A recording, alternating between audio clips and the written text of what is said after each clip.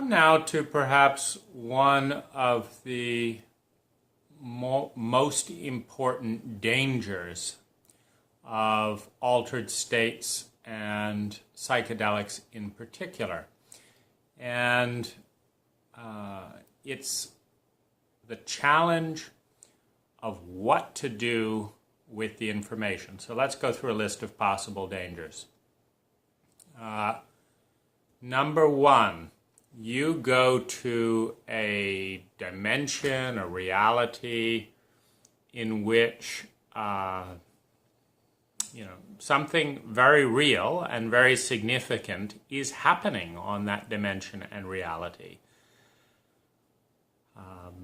Let's say you go to a different time-space dimension, and you see, a more advanced, a more primitive, whatever, but you see a completely different reality than this one. Maybe you see, super amazing robots doing this, that, and the other.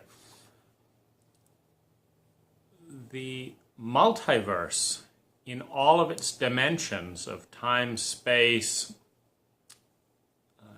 not to mention all the dimensions that we have not discovered yet, is very big.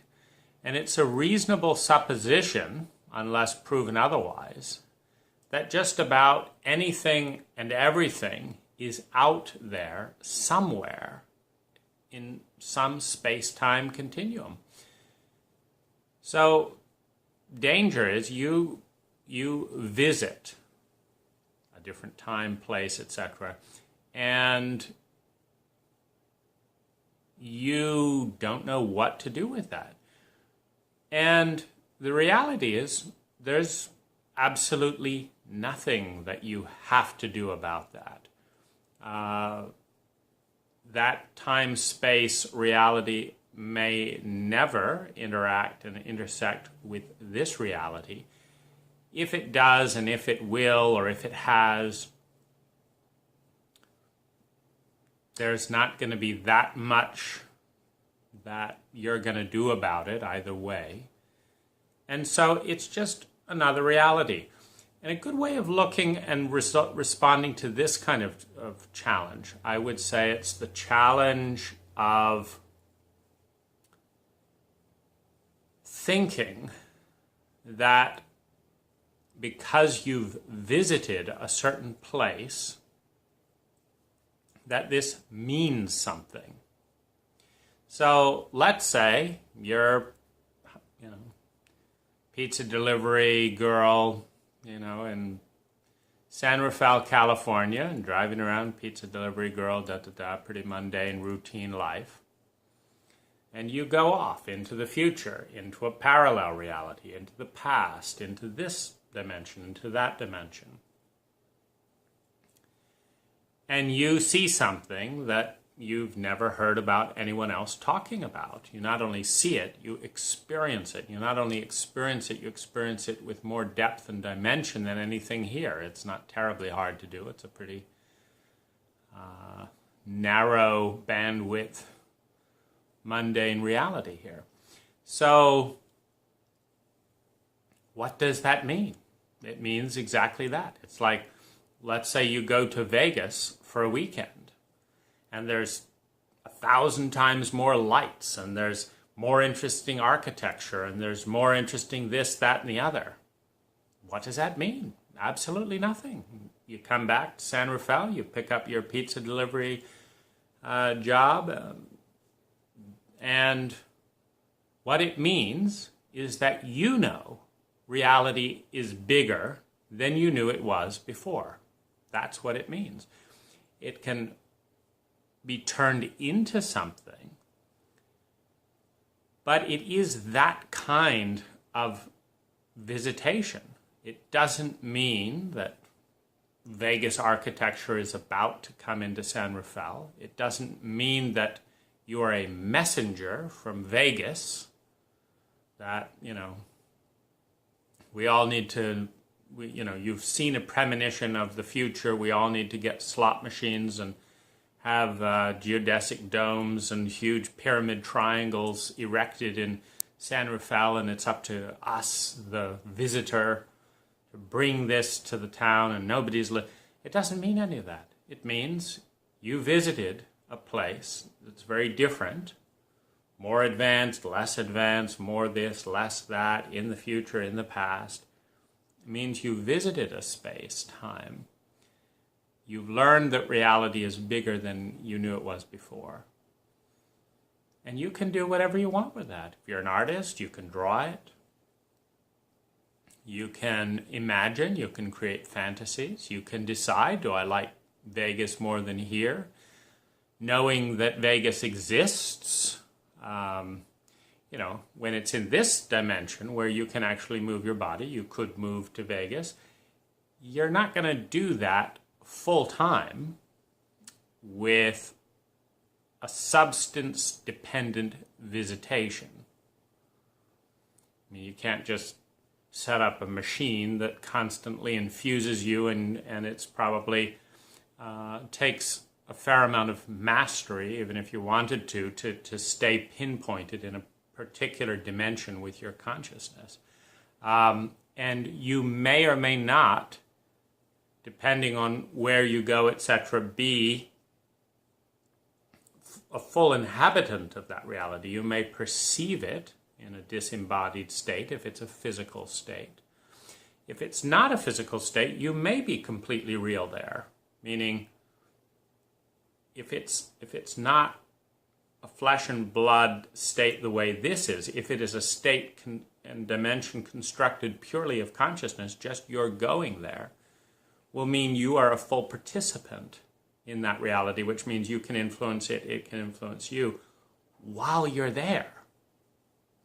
But, once the substance wears off, it's like that's the end of your trip. Now, time, of course, if you think of lineal time, it's going this way.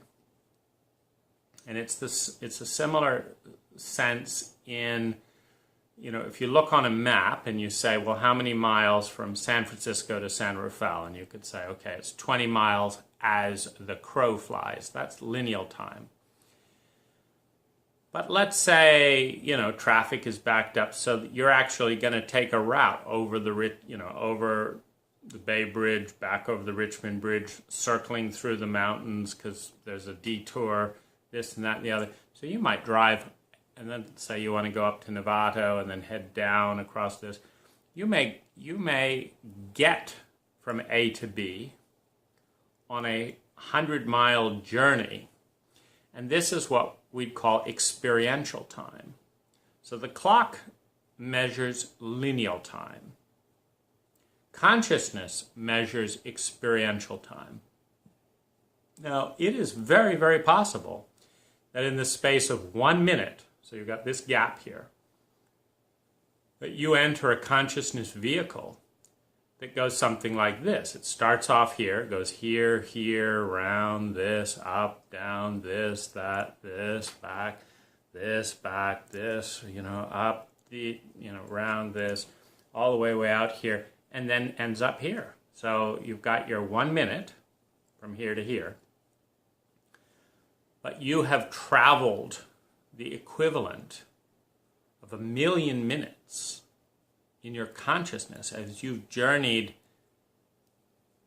the non-linear time. If you think the length, you've gone the height and the depth of time to get there. And so it's like, what, a minute? That could never be.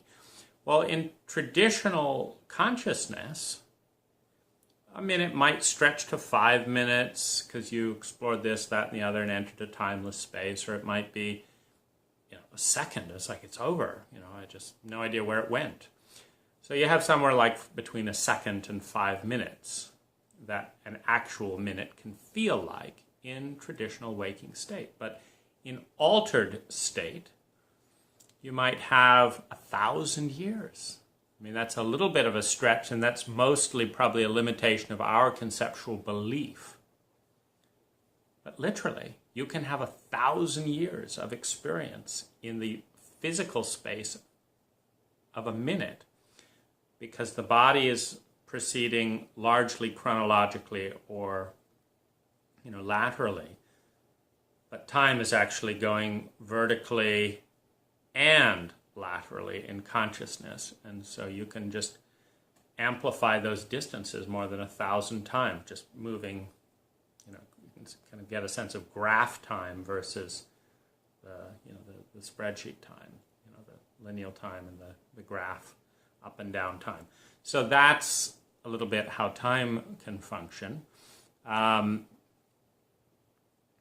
that's pitfall number one. Does it mean something? Yes, it means something, but it does not necessarily mean, well, first of all, it's largely what you make it to mean.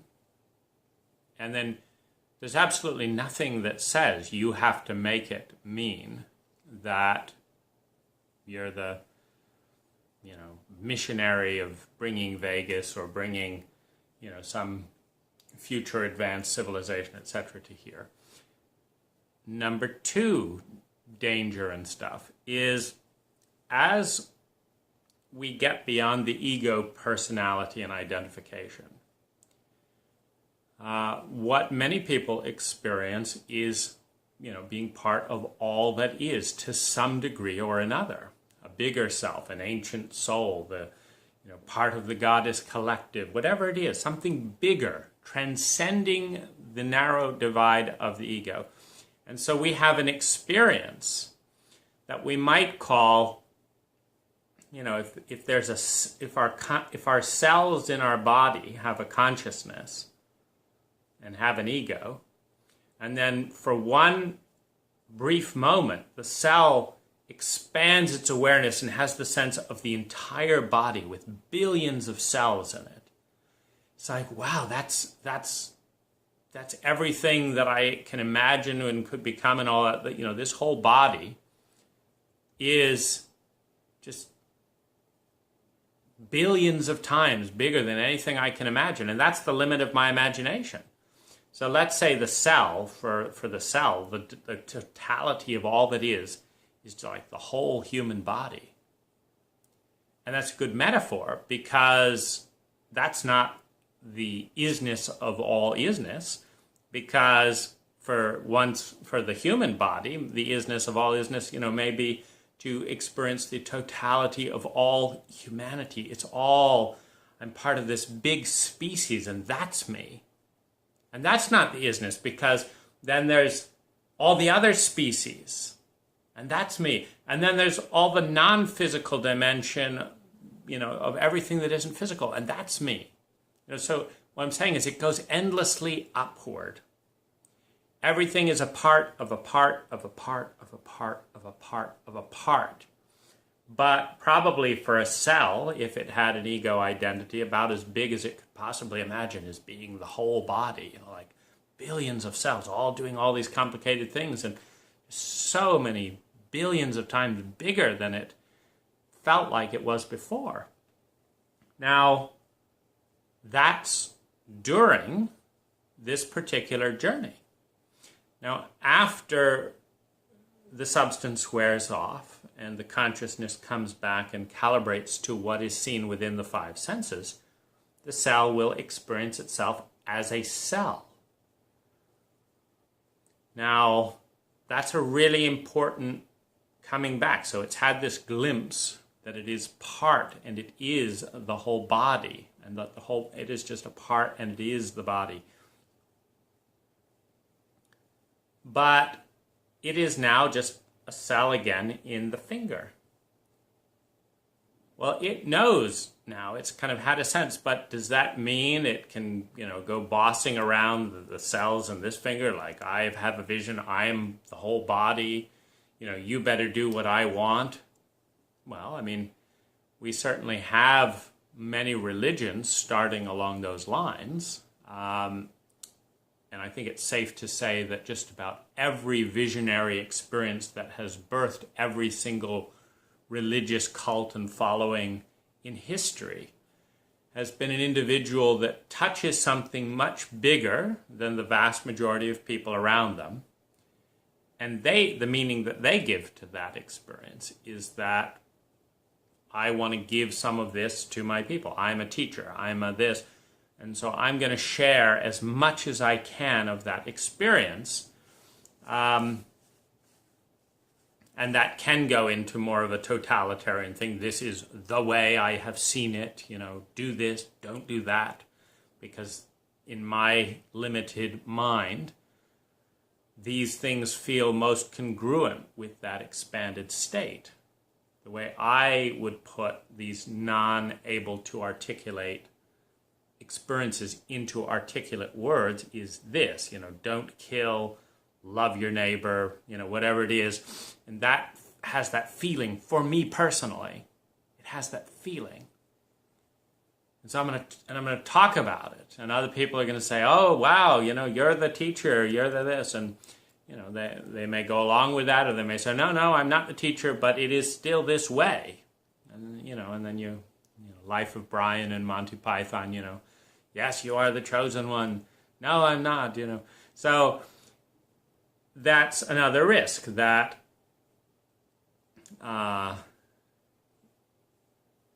having had that vision and being aware that other people, for the most part, have not, that somehow that makes you, this little cell in the body, more of the totality of everything than this cell in this finger over here, who hasn't had that vision, but is just as much of the body as you are, who has had the vision.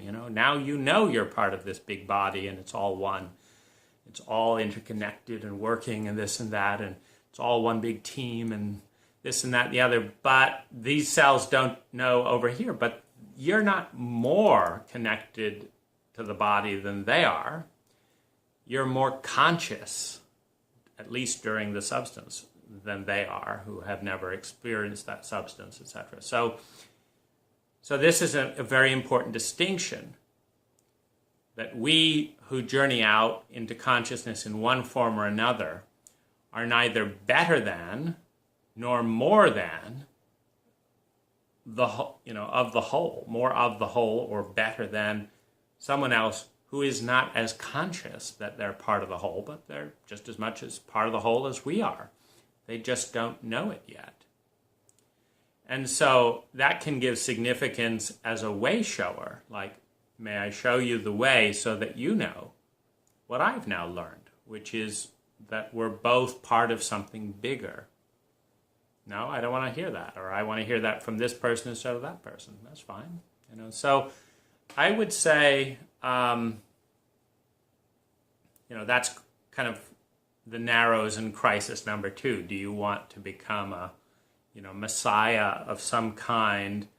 And in this culture, it's typically a martyred messiah, because you come back with your truth, and a scientific, reductionist, rationalist, materialistic culture doesn't want to hear it. I don't care. I'm busy making money. Go preach to someone else. It's like, oh, I'm trying to share the words of the universe and da-da-da, and the pizza guy just wants to get on with his delivery, the fools. So they're perfectly free to do their thing in the way that they want to do their thing, and they're perfectly capable of going through the whole lifetime without ever knowing that they're part of anything bigger. And if they do, they're perfectly fine to say, I don't care, I still want to just get my pizza route done and, and get my tips and go play video games. And that's the fact that there is so much more. And the fact that, it's like similar to a TV channel. When you have only one channel and 95% of people are all on this one channel, and then you take a little pill and suddenly a dial appears that you never saw before on your TV. And now you've got 580 channels. You start clicking through and you say, wow, did you know there's a whole channel on sports? And someone says, nah, no, they just come on every Sunday on the one channel. I say, no, it's like this and like that, and it's a whole thing on sports. Well, even if they know that there are 580 channels, there's nothing wrong with them just sticking with their one channel, and that's their reality. So you may channel surf and this and that and that and that and the other, but it's not necessarily better than So you've explored all 580 channels. They've just stuck on their one channel.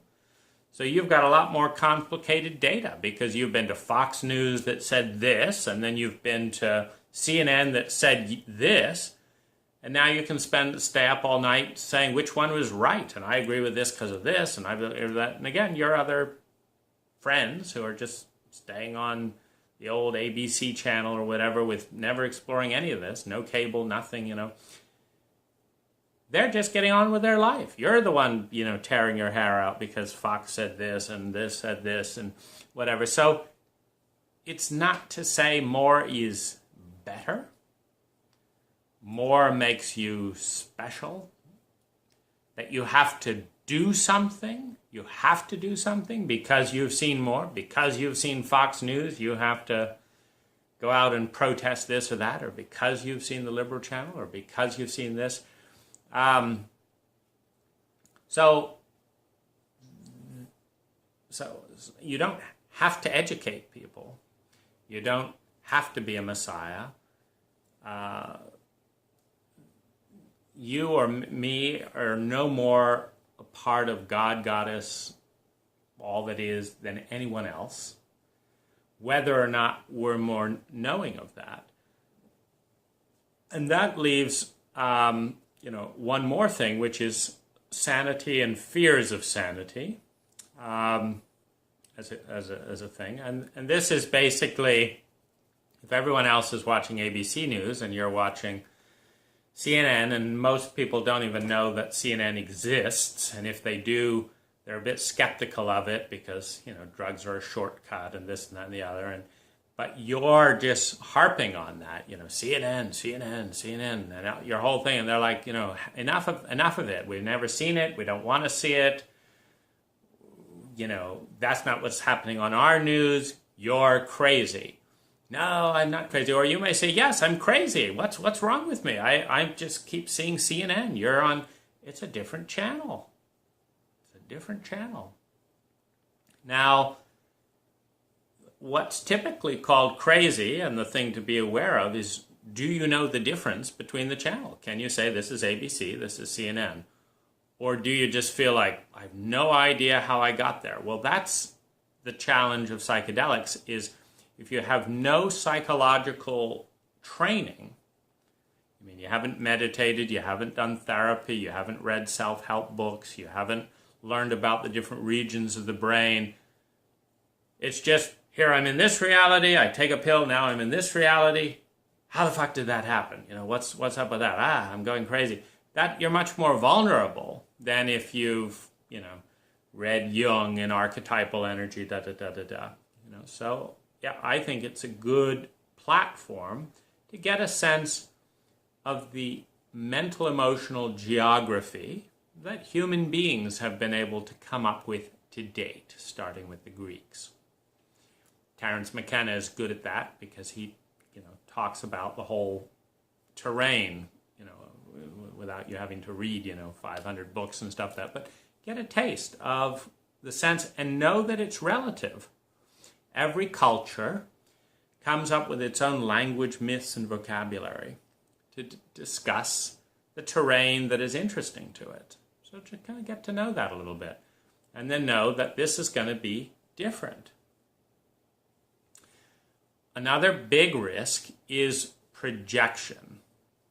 And this is a bigger issue if you're with someone while on the experience, if you're with an authority figure like a therapist, or you're with someone you admire, or you've got stuff around, or you're with someone you could fall in love with, and then you have this total loving experience, that's potentiated more with something like a mix of mushrooms and MDMA, for example. You could have these wonderful visions and then simultaneously, open your heart and it's whoever is there. And it doesn't necessarily mean, it certainly doesn't mean it's meant to be. You may see depths and complexities of possibility that you don't normally see, but that the reality is a lot of that is potentiated by the substance and by the awareness In other words, you can do experiments where you're with 10 different people who you don't think are compatible, and you can just go through all 10, and you can potentially have a soulmate type of experience with all 10. And if you'd met them on the street and never done this, you wouldn't be interested in them in the slightest. But because you see their true beauty, because you see their true depth, because you see them at so much, you see their beauty. It's like, wow, I've never felt like this before. It's not them for the most part. It's what you can now see of their true essence, etc. Again, the pitfall is to think it's them. I've got to marry them. Well, they're not interested in you. What do I do? The biggest experience of my whole life I've had with you, and you're not interested. I'm devastated. The thing is to understand the nature of projection, and to also understand that to a large extent it's not them in particular, and that that kind of experience is possible and potentiated by substance. It's not an illusion, but it's something that becomes visible and possible with a certain set of eyes that the substance potentiates. And that's a very important distinction to owning your power. Because otherwise you may have the most madly falling in love thing with your partner that you're with, or your sitter, and think that that means we should live together forever and ever. And it's like, well, I want to go to university here, and they want to go here, and we're supposed to be together forever. It's a balancing act of looking at what makes sense on the physical dimension, on the mental dimension, on the emotional dimension, on the sexual dimension, on the logistical, on the financial. There's all these dimensions, and we're artists figuring this stuff out. So that is a big potential danger, and understanding how much of it is the substance. And protections for that are, one, to do it alone, or two, do it knowing and with you and your partner, knowing the line between projection and a deeper perception, one, and knowing that the deeper perception is not, again, that somehow this person is innately more valuable, or a bigger piece of God, goddess than this other person. It's more about the situation. And the human world is usually the most difficult and the most important in having a human relationship. In other words, if you like having sex 3 times a day, if you like watching horror movies, if you really like this, and the other, and your partner likes having sex once a week, or someone who you have this divine experience, they like having sex once a week, they hate horror movies, they love eating steak, you're a vegetarian, you can use that transcendent experience to morph and find a win-win if you'd like. But it can also be like, that is it. Like, this is the most beautiful our relationship will ever be, just to see how our souls and our hearts and our beings touch one another. And it would be an absolute nightmare to live together. And again, if you understand the distinctions between the dimensions, and there's one other big pitfall, and that is to say that this journeying is more important than this reality. So in this reality, I have to pay rent every month, $3,000. My credit cards are $10,000 in debt. I have to show up from 8 to 5. I have to smile at the customers and agree to this. And that is my contract with this reality. If I break the contract, I'm kicked out of my house, I lose my job, You break the contract, and they don't keep their side either, which is to hire you, pay you, give you the house, etc. So there's a contract with this reality. So you go off and view Mars 4,000 years into the future and explore the energetic pulses and psychic states, and you interact with mind-reading robots, and you do this and you do that and da-da-da-da-da, and you become, king of Mars or queen, this and that, and you have this fabulous sex with this alien and da-da-da, whatever it is. You go off and it's amazing, and you are amazing, and you feel your greatness and all that. You come back and you don't come back in time, or you're too tired from your trip experience, so you're late for work. Do you think your boss is going to say, wow, I had no idea you were so important in Mars 4,000 years in the future. Let me just give you a raise instead of complaining that this is the 5th time this month that you're late. So this is, of course, very jarring. In other words, it's actually important, as long as you want to stay in this body, to take responsibility for the contract, the social agreements, etc., in one way or another, and to realize they don't overlap.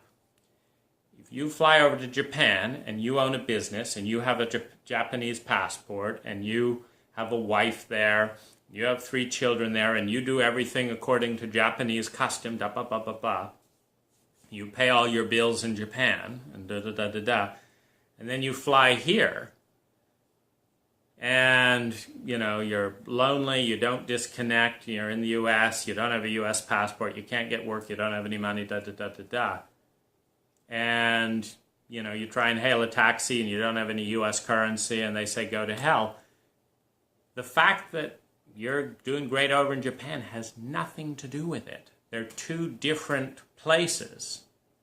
And if you bilocate your consciousness, either visiting around, quote, channel surfing or whatever, it does not mean something here. That's one of the biggest things that, traditional folks in our 3-dimensional traditional culture, tear their hair out about, hippies and stuff that think that because they're in love with, unconditional love, that somehow it's fine to have a pizza arrive 4 hours late that's cold and not even what was ordered, because it's all good, man. Well, it's not all good for the person that's hungry, that's lost their lunch break, So it's a different reality. And you succeed and you overcome this by being a mature adult in these distinctions. If you can do that and hold both, that I'm this divine being here, and I'm a late pizza delivery girl here, and I'm this most amazing teacher over here, and over here I'm so rude that nobody even listens to me, and I have this beautiful wife over here, and I'm in sync with that culture. And in this culture, I hate the whole thing. And just hating everything pisses everyone off, and I have nothing. This is the paradox. This is the challenge.